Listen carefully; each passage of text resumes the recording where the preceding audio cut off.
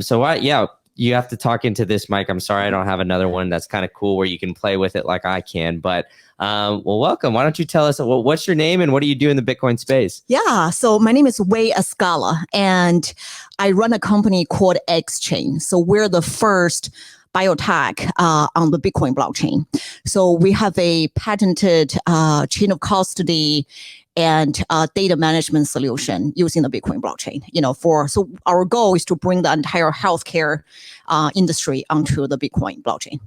Okay, so all right, so let's dive into this real quick because I think this is pretty interesting.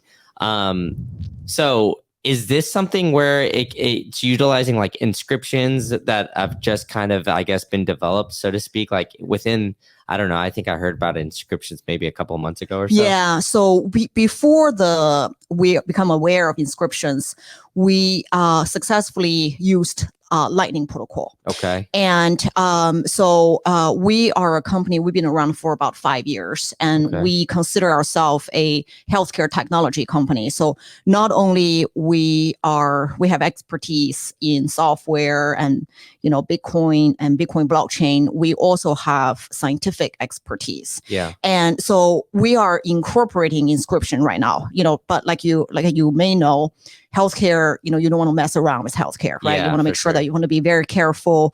Uploading fun pictures is one thing, anybody can do that, as long as you're willing to pay. But we need to make sure that it's thoroughly tested. We're in the phase of thoroughly vetting it, testing it. And we also want to make sure that inscription doesn't go away, right? So we're considering, we're just taking a little bit more conservative approach. Yeah, it's still in development. Correct. Evaluation and everything. Yeah, I got you. Correct. So, all right, the first thing that comes to mind, because I have a background in biomedical engineering where I did some human testing and other things like that. So I have I guess a general understanding of it, but how does this, what are some of the obstacles when it comes to like HIPAA and like maybe potentially having some of that data on the Bitcoin blockchain, when it comes to that? Because, obviously Bitcoin is like, open source and anybody could essentially, track some of that data. So I guess what's the major hurdle that you guys are, working on now? And like, where do you kind of see that aspect of maybe some of the HIPAA stuff coming in? Yeah, we're completely HIPAA compliant. So we've been HIPAA compliant from day one, and we will remain HIPAA compliant. Yeah. So really the key is non-patient identifiable information. So patient identifiable information cannot be on the blockchain. Yeah. So we put non-patient identifiable information on the blockchain, such as the number of sperm you produced today. So like whether it's 7.1 million, 9.1 million, 1.8 million, and also other non-patient identifiable information that is important to you and is important to your healthcare provider, and it may be important to your descendants. But if other people get hold of the information, it's not the end of the world. But it's important to you, and only you can identify this piece of information as linked to you.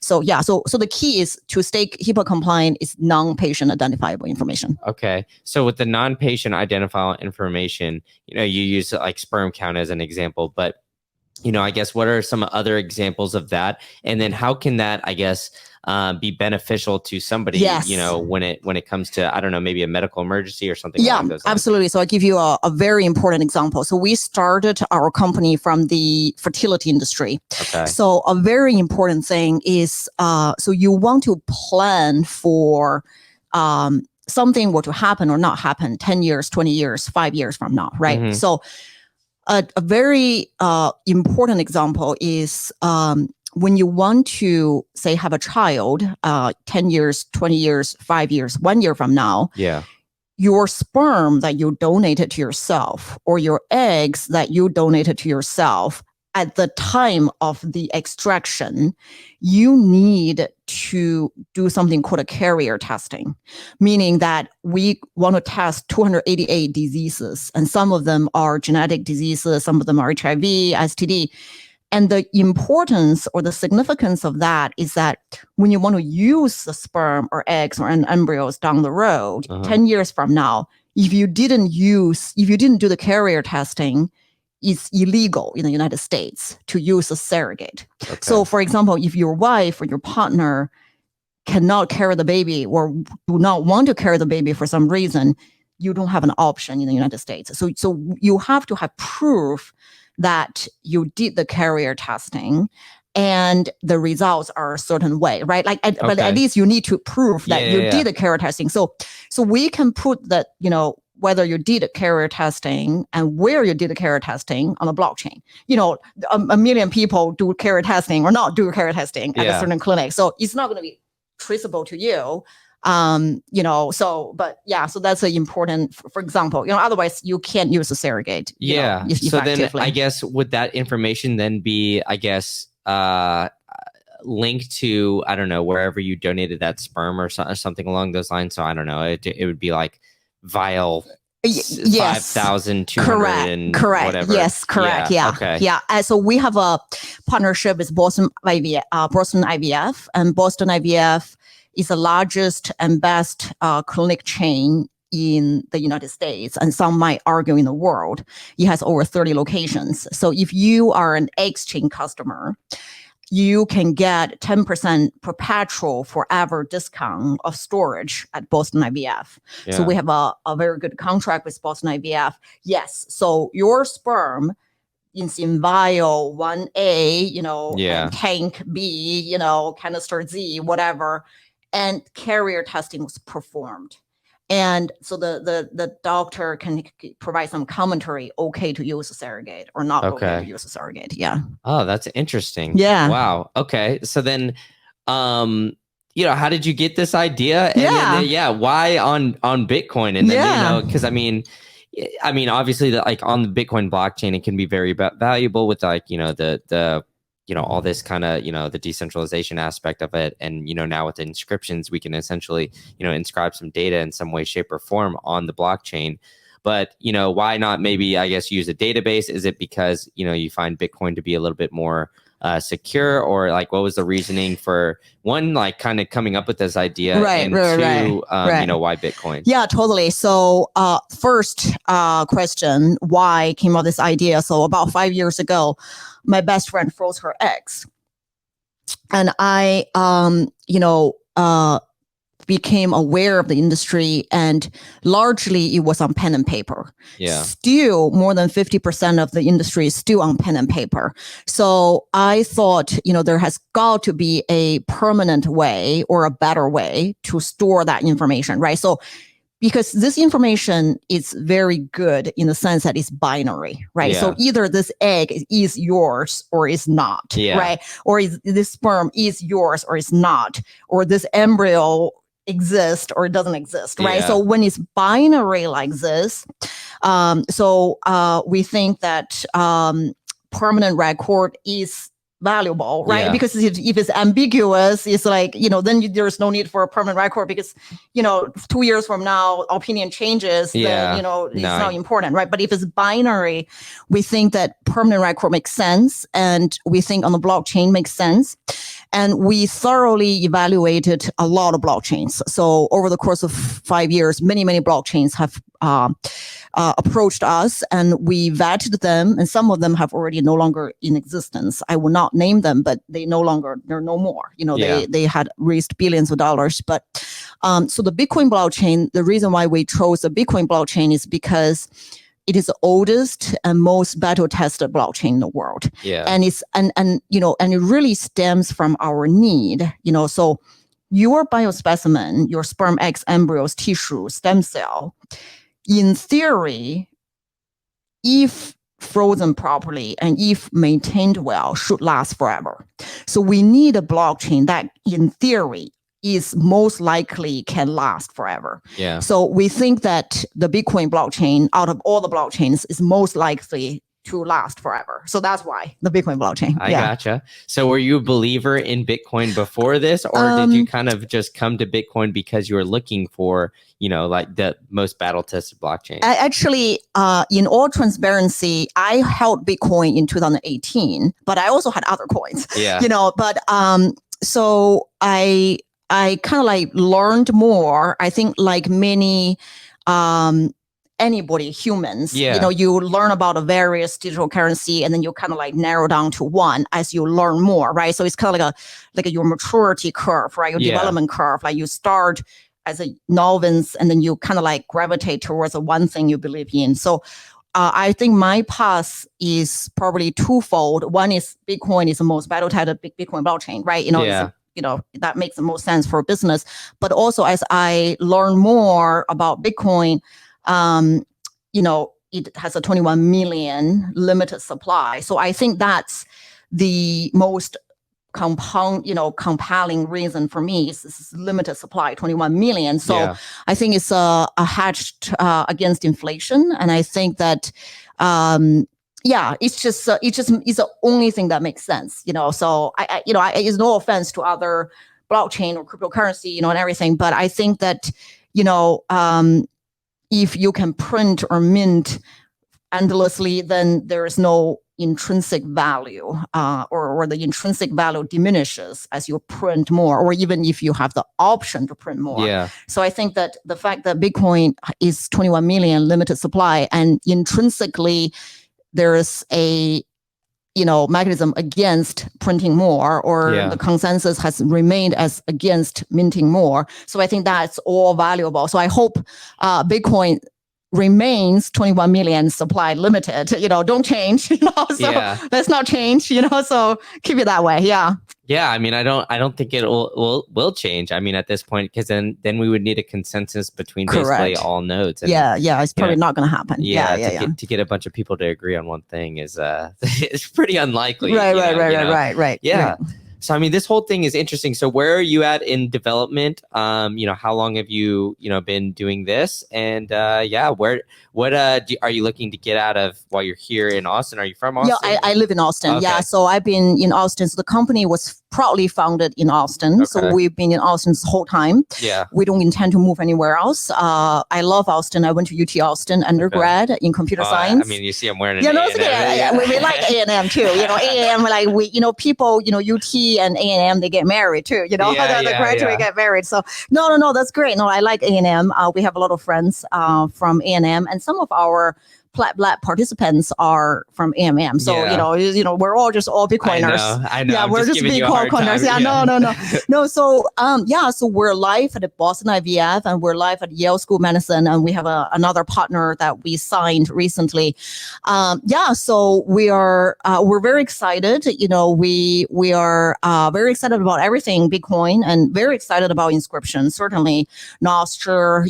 I think that the more our company Eggschain can help with Bitcoin adoption, I think the more the ecosystem can support us.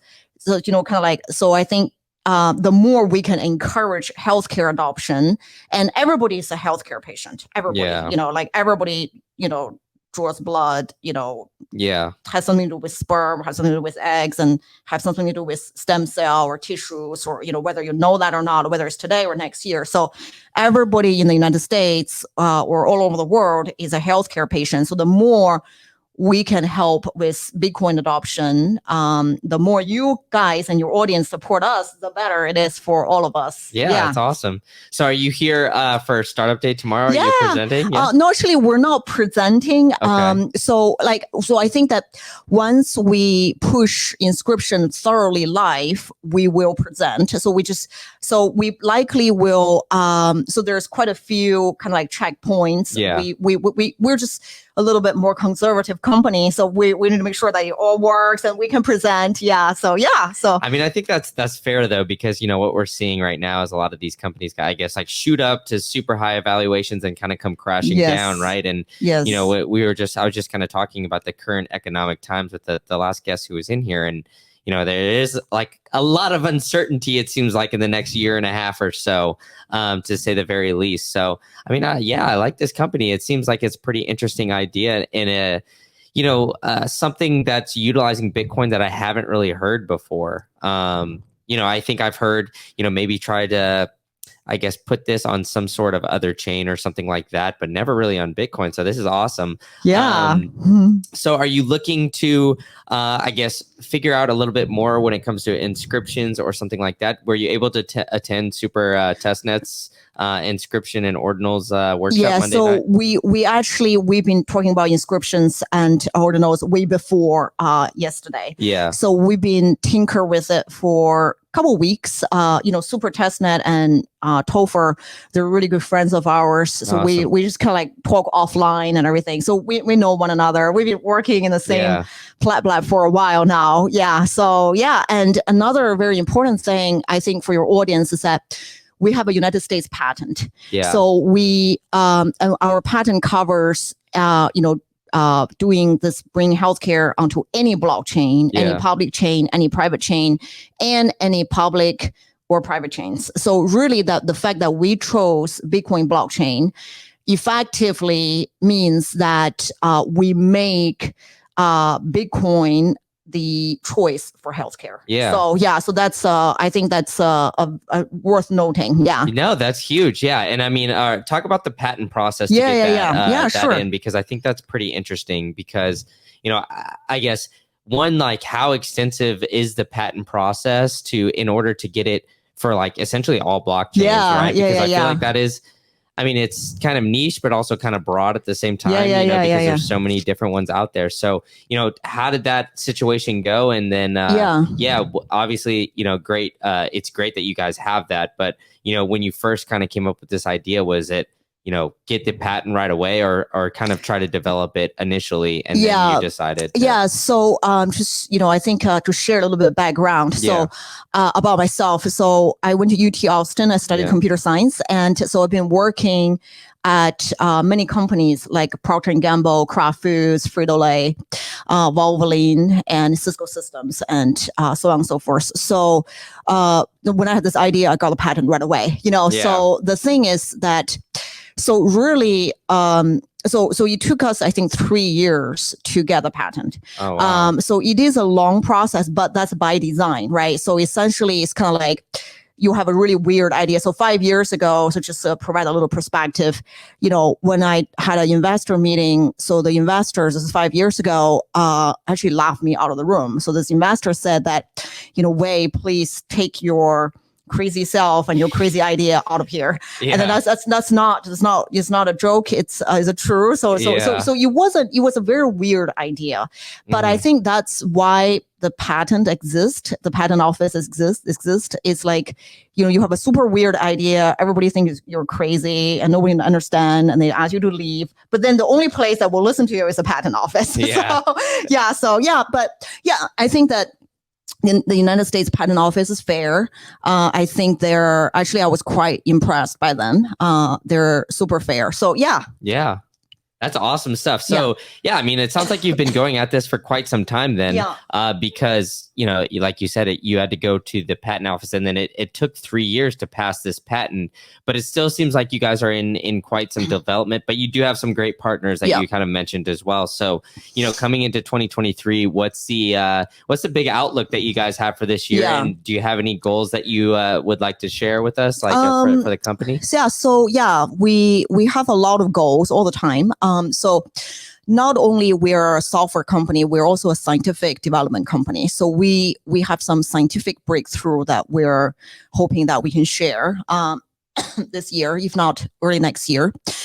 So additionally, we hope that, Inscription delivers everything that is promised. And, and we're also tracking very closely on the fees, right? So that's a very important milestone. Another one is we're hoping to drive adoption this year.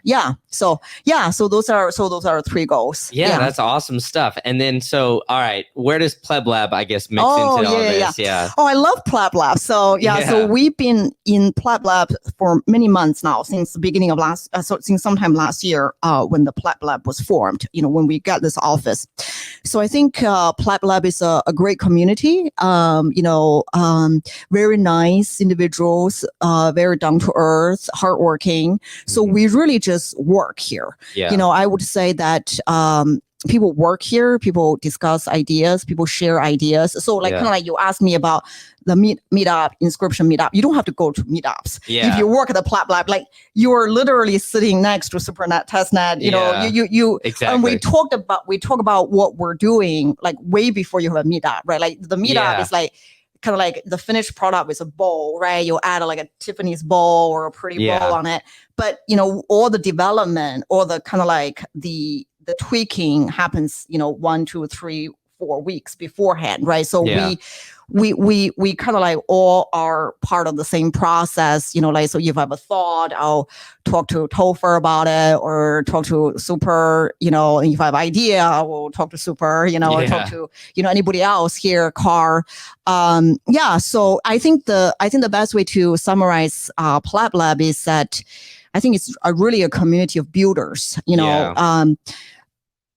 I think it's a great place. I think I mean, Bitcoin is a great place for Bitcoiners. Oh, 100%. Yeah. I mean, I couldn't agree more and echo that, you know, as much as you're saying it, because, you know, just from being under here, it seems like, or being under this roof for, you know, the 4 days that I have, I meet great people like yourself like, you know, people just coming up with all these great ideas and everybody's so open. And, you know, I mentioned this a couple times on the stream and to Car and whatnot, but the water cooler talk here is very different than in any other office that I've been in. Really? Tell me more. Tell me more about that. What I mean by that is like, all right, well, if you go up, you go to grab a snack, you go to fill your coffee cup, you do anything like that, you go and you know, you have a little conversation back and forth with other people.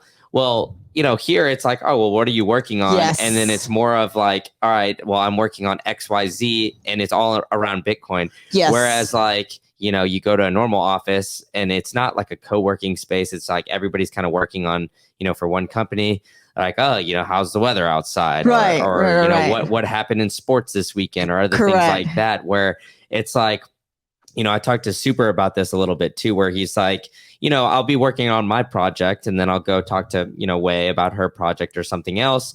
And my subconscious is still working, you know, on my own project, but I'm focused on, you know, what Wei's working on. And so it kind of helps that brain, like, you know, keep churning and keep working. And from there, it helps build and accelerate, you know, what you're doing. So, you know, I mean, I just like echo the statement of what you're saying about, you know, being under this roof and kind of, working from here. So, on that note, like, Wei, I'm really excited to learn more, and I was really happy that you were able to come in and talk to me today. Oh, thank you so much. Yeah, thank you for inviting me. And you know, I hope you come to Austin more often and come to PlebLab more often. And you know, I totally agree with everything that you said and Super said. Yeah, you know, it really accelerates and you help each other build on each other's ideas. Yeah, for sure. So for those in the audience that are listening that want to find out more about what you're working on, or maybe follow you and do all that kind of stuff, where's the best place to find you? Yeah, so we have a website, we have Twitter, we have LinkedIn. So Twitter is just EGG, like eggs, like chicken eggs, EGGS chain, like chain of custody or blockchain. So Eggschain. And then, you know, my name is Wei, WEI, ESCALA. So you can find us, you know, we have a website, eggschain.com. So we're very easy to find. And follow us. And, you know, give you a follow. There you go. Oh, thank you so much. I appreciate it. Thank you. So thanks so much for coming in. And if you know of anybody else out there that might want to come in, if you don't mind just poking them and tell them to peek their head in, that would be great.